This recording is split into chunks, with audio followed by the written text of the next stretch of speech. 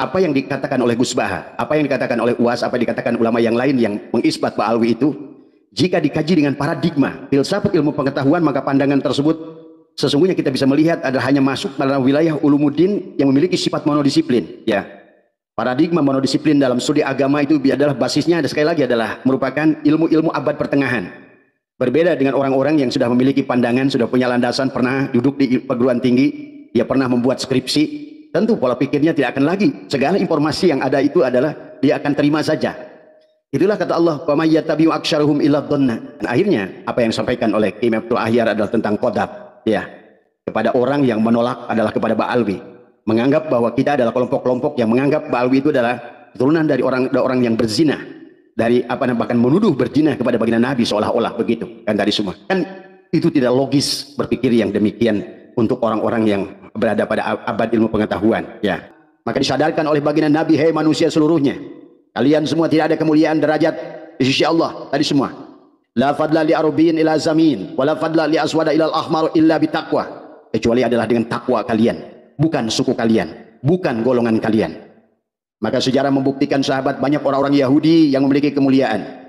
Demikian pula salah satu putri daripada Abu Jahal adalah terkenal adalah menjadi seorang mufassirin. Demikian pula adalah dari golongan-golongan muhaddisin, adalah datang dari kalangan orang-orang Yahudi. Jadi tidak ada masalah, kamu dari terah mana, dari keluarga mana, dari duriat mana. Tetapi yang sesungguhnya yang akan dilihat oleh Allah, kamu sebagai siapa hari ini. Maka seharusnya kalau orang kayak Gus Baha, kalau dia adalah peneliti tadi semua, maka tidak akan mudah hanya menerima informasi itu hanya dari satu sisi. Bukankah kaidah keilmuan di dalam Sulamut Taifik, dalam apapun Sulamut Taufik dan apapun semua, bahwa sebelum kita adalah menolak sesuatu atau menerima sesuatu adalah kita harus tasawur. Ujilah secara ilmiah, buktikan secara ilmiah. Karena kata Allah, inna dhanna la yugni minal haqqi syai'a. Karena don itu tidak memberikan sedikit pun. Maka akhirnya menjadikan kasihan kepada orang-orang yang sekelas Gus Baha ini, ada semua, ada akhirnya menjadi lucu penampilannya, ya.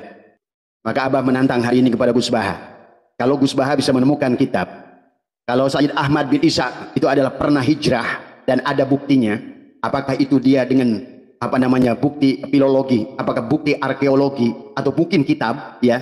Tetapi ada pada abad kelima, ya sahabat, atau abad keempat, pada saat hal itu terjadi, maka Abah akan berikan kepada Gus Baha, silakan ya, barangkali video ini sampai kepada Gus Baha, Abah berikan 200 juta, wallah, demi Allah, ya, saya akan berikan kepada siapapun yang bisa menunjukkan bukti autentik, atau barangkali ya kalau mau lebih dari itu silakan nego. Nah, inilah menunjukkan bahwa Gus Baha, sekelas Gus Baha menyampaikan informasi tidak pernah diverifikasi, yang tidak pernah diuji dari semua. Ya, pernyataan Gus Baha tentang Al-Muhajir itu, ya, juga tidak sesuai dengan fakta, ya. Dan beliau mengatakan bahwa sesungguhnya duriat Nabi itu paling banyak di Yaman. Beliau mengatakan duriat Nabi paling banyak di Yaman. Coba cek sekarang, silakan pergi. Karena Abah ada teman di sana. Bahkan mereka pun Gus Baha yang panjenengan hanya melihat kepada Umar Al-Hafiz. Dan beliau berkata bahwa lihat tuh, contohnya adalah buktinya Umar Al-Hafiz. Silakan kepada Gus Baha, cek nanti di Hadramaut atau cek di sekitar Yaman. Apakah orang-orang Yaman itu mengenal kepada Habib Umar Al-Hafiz tadi semua? Ya. Coba. Jangan hanya dengar dari omongan siapapun. Barangkali panjenengan punya orang yang ada di Yaman tadi semua. Abah tidak akan terlalu membahas tentang apa yang disampaikan Gus Baha karena akan mempermalukan beliau tadi semua, ya. Lucu, ya. Ya, apalagi yang berkaitan dengan duriat seseorang. Tidak bisa. Sebagaimana pandangan yang disampaikan Kiai Miftahul Ahyar tentang orang yang menolak Ba'alwi itu diadab sebagai qadhaf, ya, menuduh orang lain itu berzina. Ini kan pola pikir yang sesungguhnya adalah tidak logis, pola pikir yang sesungguhnya adalah tidak ilmiah. Karena yang selalu dikaitkannya adalah filsafat ilmiah, adalah fikih tentang dosa. Kalau seandainya kita menolak dosa dan lain sebagainya, bukan dari segi manfaat. Ingat, dalam segala urusan agama itu sahabat selalu adalah dikaitkan kepada ajas manfaat. Ajas yang senantiasa adalah bagaimana bermanfaat kepada kebanyakan manusia, bukan hanya kepada taklid buta yang anggap adalah kebenaran. Itu adalah, maka tidak cukup sahabat di akhir zaman ini adalah dengan don tadi semua, karena semua alat teknologinya sudah Allah siapkan. Maka sungguh lucu pernyataan Gus Baha pernyataannya tentang, sungguh kalau kita dengar menggelikan. Saya sangat hormat dengan Gus Baha dan saya banyak mengikuti Gus Baha dari sesungguhnya. Inilah sahabat, pada saat seseorang itu bukan ahli di bidangnya, walaupun Gus Baha itu luar biasa dalam ilmu tafsirnya, dalam ilmu hadisnya, Kalau menurut saya adalah termasuk juga adalah sudah mulai masuk pada fikih peradaban. Apa pola pikir Gus Baha itu. Tetapi yang berkaitan dengan pernyataan beliau tentang Ba'alwi ini adalah kembali adalah hanya seseorang yang bukan peneliti, seseorang yang suka membaca dan mendengar, tapi persoalannya pada saat seseorang itu sudah besar di masyarakat, seseorang itu sudah dianggap adalah sebagai tokoh publik, maka segala apa yang disampaikannya adalah menjadikan sebuah kebenaran. Maka sangat disayangkan di akhir zaman semacam ini orang semacam Gus Baha. Kalau seandainya dia hanya menerima segala pengetahuan itu adalah, dan dianggap pengetahuan itu adalah sebuah kebenaran, dengan hanya istilah bahwa ini sudah syuhra wal istifadah. Ingat sahabat, dalam ilmu pengetahuan, semua segala yang syuhra wal istifadah adalah bisa dibatalkan pada saat ditemukan adalah fakta-fakta yang baru. Demikian pula sekarang sahabat di dalam ilmu nasab, ada fakta-fakta baru, ya.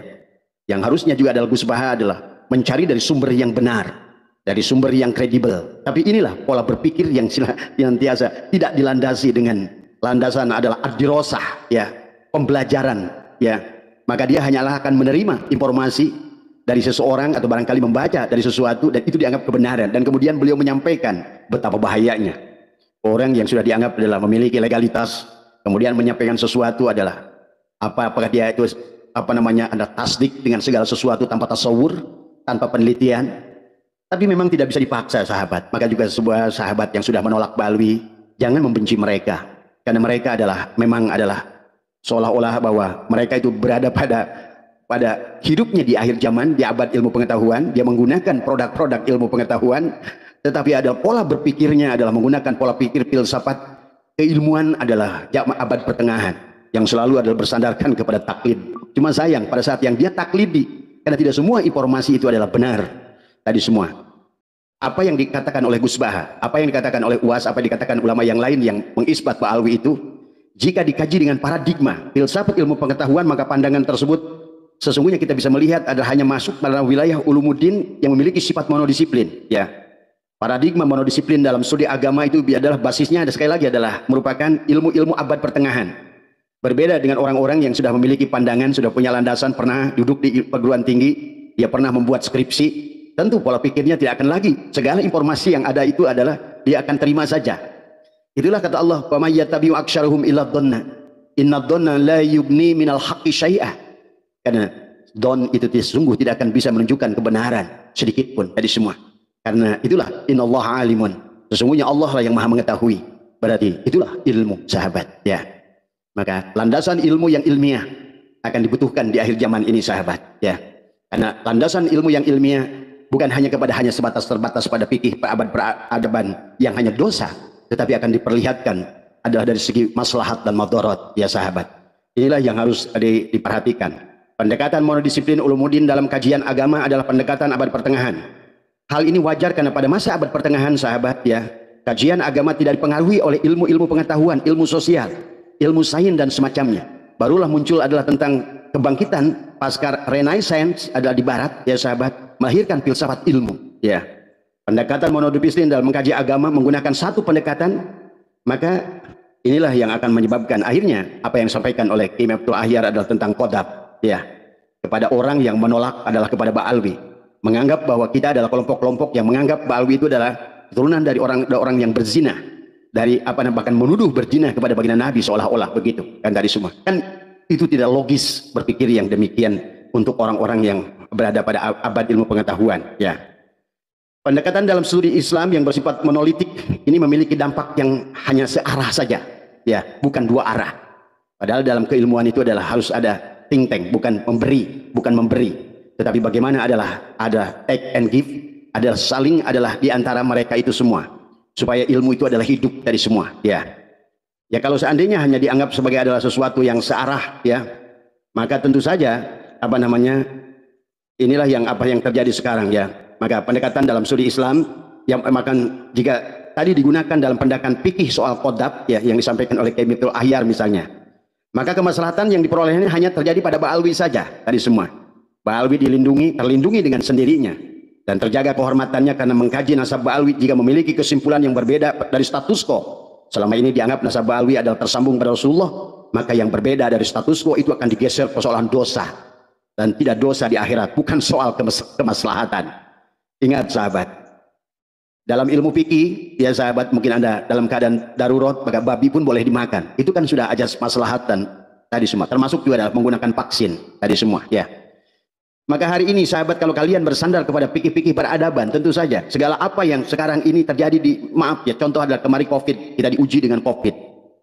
Maka disitulah, maka sesungguhnya walaupun di awalnya ada perdebatan, dikatakan bahwa vaksin ini buat daripada serum babi dan lain sebagainya. Tetapi adalah faktanya adalah pada saat dikaitkan dengan hidup dan mati. Nah ini adalah, maka itu akan masuk kepada apa namanya ilmiah tadi semua, ya. Persoalan dosa dan tidak dosa adalah paradigma fikih yang oriented khas abad pertengahan. Sedangkan fikih kontemporer sudah menggeser ke persoalan maslahat atau tidak maslahat bagi dengan dasar-dasar nilai kemanusiaan secara universal, ya. Nah inilah misalnya contoh dari pendekatan-pendekatan ulama-ulama yang sudah multidisiplin akan memandang kasus Mbak Alwi ini dengan pandangan yang berbeda. Misalnya satu, menjaga kehormatan Rasulullah dari orang yang mengaku-ngaku keturunannya. Coba mulai berpikir ke situ. Sebagian besar dari Mbak Alwi, ya. Tetapi berbeda dengan perbuatan mereka itu adalah berseberangan dengan sifat Rasul itu sendiri. Mereka mengaku duriat sebagai duriat Rasul, tapi tidak mencerminkan akhlak Rasulullah. Betul, mereka bukan Rasulullah, dan kita pun tidak mengharapkan mereka adalah berakhlak seperti Rasulullah yang sempurna. Ya, ya. Tetapi mereka adalah berbeda dengan akhlak Rasulullah. Mereka suka kehormatan, mereka suka kesenangan, suka kemewahan, suka mendoktrin, suka gulu kepada itu. Karena hal demikian tidak mungkin ada pada Rasulullah yang memiliki darah mulia yang maksum dijaga oleh Allah, menurunkan orang yang demikian rupa. Minimal jika Rasulullah itu 100%, dia ada 70% saja. Sudah alhamdulillah tadi semua, ya.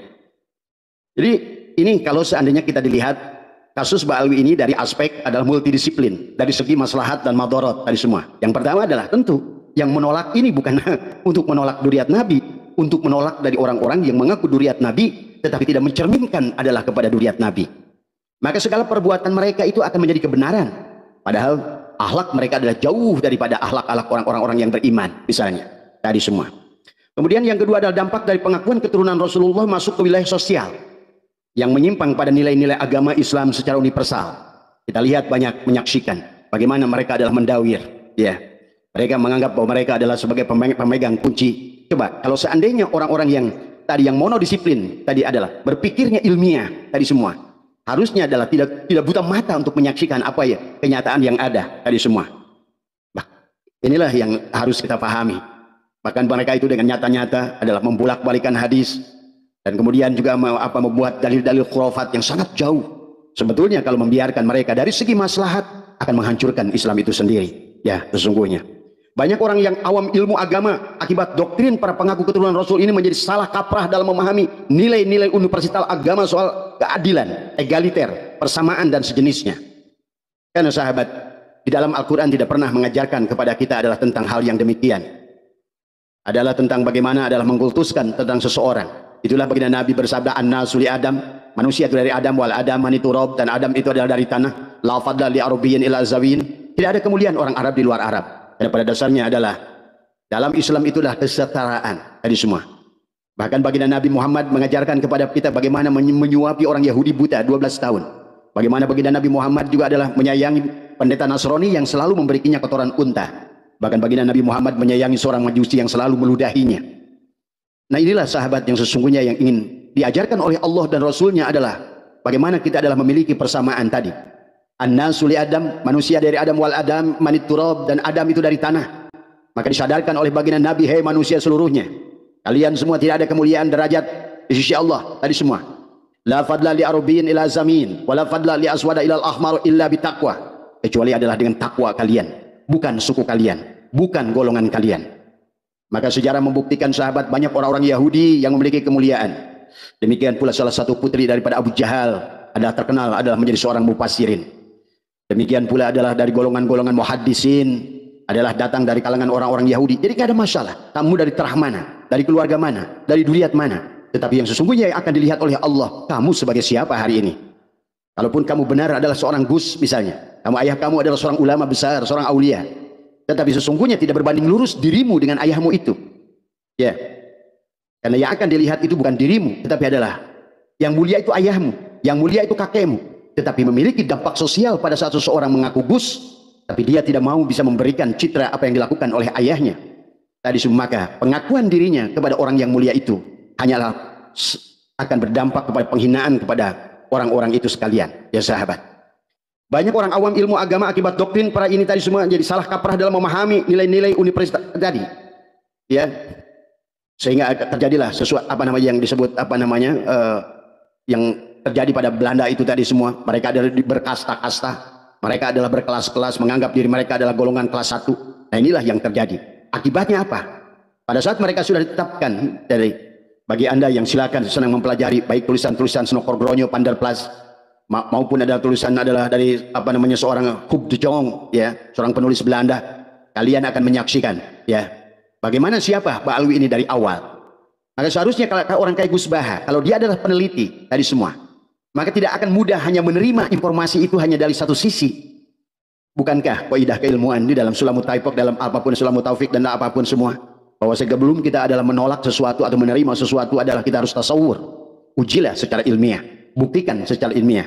Karena kata Allah, inna dhanna la yugni minal haqqi syai'a. Karena don itu tidak memberikan sedikit pun. Maka akhirnya menjadikan kasihan kepada orang-orang yang sekelas Gus Baha ini akhirnya menjadi lucu penampilannya, ya. Sesungguhnya menjadikan percandaan kepada Gus Aziz dari semenjak Juli dari semua, ya. Nah inilah sahabat juga buat kita semua, marilah cerdas dalam memandang. Yang disebut ulama itu adalah bukan orang yang bisa baca kitab, kata Abah juga. Yang disebut ulama itu tidak cukup dia pandai membaca kitab kuning, tetapi dia hanyalah pembaca. Tetapi di akhir zaman ini adalah dituntut bukan hanya pembaca. Di akhir zaman ini adalah dituntut orang itu adalah ilmiah. Inilah makanya kalau Abah mendengarkan, Abah tidak mau lagi mengulang lagi tentang apa yang dibahas oleh Gus Baha. Jelas Gus Baha tidak paham. Siapa yang disebutkan oleh beliau adalah tentang Ahmad Al-Muhajir itu. Maka Abah menantang hari ini kepada Gus Baha. Kalau Gus Baha bisa menemukan kitab, kalau Sayyid Ahmad bin Isa itu adalah pernah hijrah dan ada buktinya, apakah itu dia dengan bukti filologi, apakah bukti arkeologi atau mungkin kitab, ya. Tetapi ada pada abad ke-5, ya sahabat, atau abad ke-4, pada saat hal itu terjadi, maka Abah akan berikan kepada Gus Baha. Silakan, ya, barangkali video ini sampai kepada Gus Baha. Abah berikan 200 juta. Wallah, demi Allah, ya. Saya akan berikan kepada siapapun yang bisa menunjukkan bukti autentik, atau barangkali, ya, kalau mau lebih dari itu silakan nego. Barangkali uang Abah tidak banyak, tapi Abah siap memberikan kepada siapapun 200 juta yang bisa menemukan bukti bahwa sesungguhnya adalah Sayyid Ahmad bin Isa Al-Muhajir itu adalah pernah hijrah, adalah ke Yaman. Silakan temukan bukti pada kitab, silakan temukan bukti apakah lewat filologi, arkeologi tadi semua, silakan, ya, silakan datang ke tempat saya, kontak saya, admin saya akan transfer. Tapi ingin sebelumnya saya akan verifikasi apakah betul kitab itu, karena sekarang ini banyak sahabat. Maka kalau menurut Abah, informasi yang diterima Gus Baha itu adalah korban dari Gus Rumail tadi semua, ya. Inilah sebuah informasi yang tidak seimbang yang harus disampaikannya tadi semua. Bagaimana mungkin juga adalah Gus Baha mengatakan bahwa Wali Songo itu adalah keturunan Basaiban, sementara Basaiban itu dalam beberapa kitab yang sudah disampaikan oleh Gus Jajuli adalah jelas, ya, itu adalah berhubungan dengan Mbak Alwi tadi semua. Basaiban itu dengan hubungan dengan Mbak Alwi, karena baknya saja adalah betul, Abah setuju, karena semua banyak marga yang ba di depannya itu adalah tentang Yaman. Basalamah ba, Basaiban ba itu banyak menunjukkan kepada Hadrul Maut, adalah merupakan ciri orang-orang yang jadi tidak mungkin kalau Wali Songo itu adalah berasal dari situ.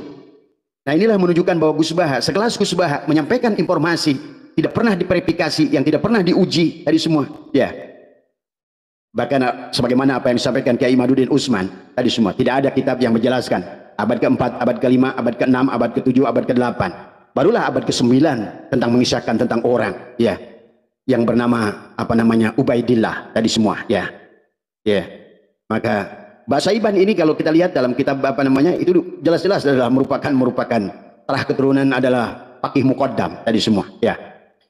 Coba maka dari segi keilmuan Abah tidak mau nanti salah nanti semua, ya. Tetapi intinya adalah marilah kita cek secara sejarah. Gus Baha, ya, tadi semua saya sangat hormat, respek pada panjenengan dari segi keilmuan luar biasa. Tetapi pada saat, nah inilah logika berpikir tidak ilmiah, ya, dalam berkaitan dengan Mbak Alwi ini. Bagaimana mungkin sekelas panjenengan menyampaikan sebuah informasi, apalagi yang berkaitan dengan Wali Songo yang dikaitkan kepada Basaiban, ya, adalah itu sebuah kesalahan yang fatal tadi semua, ya. nggak ada bedanya. Waktu Habib Rizik mengatakan bahwa apa namanya Syarifah Mudaim adalah istrinya Syarif Hidayatullah tadi semua. Tadi semua. Ya. Rara Santang adalah yang merupakan Syarifah Mudaim adalah istrinya Syarif Hidayatullah. Inilah kadang-kadang orang-orang besar sekarang atau orang-orang yang merasa besar tadi semua.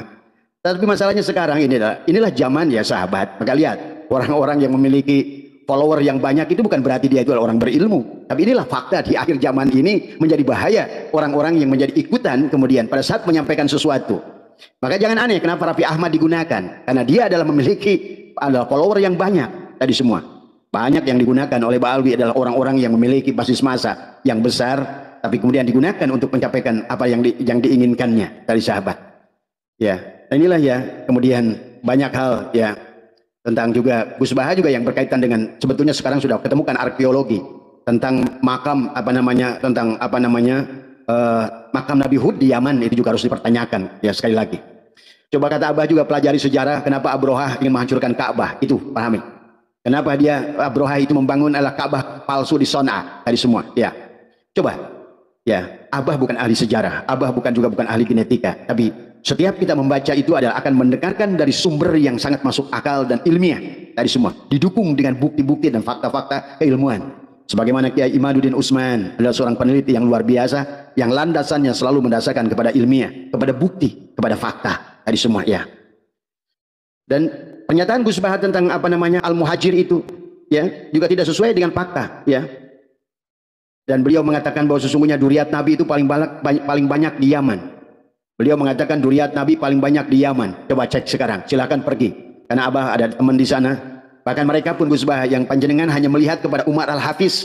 Dan beliau berkata bahwa lihat tuh, contohnya adalah buktinya Umar Al-Hafiz. Silakan kepada Gus Baha, cek nanti di Hadramaut atau cek di sekitar Yaman. Apakah orang-orang Yaman itu mengenal kepada Habib Umar Al-Hafiz tadi semua? Ya. Coba. Jangan hanya dengar dari omongan siapapun. Barangkali panjenengan punya orang yang ada di Yaman tadi semua. Tentang fakta-fakta tentang makam Pakih Muqaddam, tentang makam Muhammad Al-Muhajir. Semua tadi maka kata Abah tadi semua. Saya tantang Gus Baha atau siapapun, Abah berikan 200 juta. Ya. Silakan ini. Direkam oleh kalian semua dan kalian yang punya bukti, punya fakta, Abah siap memberikan 200 juta. Ya. Kepada siapa yang bisa membuktikan bahwa Ahmad bin Isa itu pernah hijrah ke Yaman tadi semua. Harus didukung dengan bukti kitab. Syukur kalau ada bukti arkeologi. Karena ini adalah kebenaran itu harus dengan landasan ilmiah. Ya. Nah, inilah yang banyak hal yang sebenarnya kalau mutabah adalah sangat menyedihkan. Ya. Ya. Kalau seandainya hanya berdasarkan kepada husnudzon, hanyalah berpegang kepada landasan filsafat ilmu pengetahuan abad pertengahan, tetapi tidak mau adalah membaca dengan benar tadi semua. Orang yang membaca itu bukan peneliti. Orang membaca itu adalah mereka senang, oh ya is okay, is the information, this information is very valid. Tapi bagi orang-orang ahli, peneliti, dia tidak akan percaya mudah begitu saja. Bukan berarti dia adalah suudon. Apalagi yang berkaitan dengan sesuatu yang dikaitkan dengan nama yang agung bagi Nabi Muhammad SAW. Ya, maka tentu sahabat, tentu Gus Baha, dampaknya adalah sangat berat. Ya, makanya panjenengan kalau barangkali malas mencari di YouTube, carilah video-video singkat. Pernyataan daripada Habib Alwi itu semua ya. Bagaimana pada saat menyampaikan hadis tadi semua, menyampaikan ilmu pengetahuan tadi semua bahkan sangat jauh. Bahkan mereka pun berpegang kepada kafaah. Kafaahnya apakah mengikuti Imam Syafi'i? Tidak ada kafaah yang seperti mereka yakini. Mereka tidak boleh menikahi perempuan, mereka tidak boleh dinikahi oleh siapapun.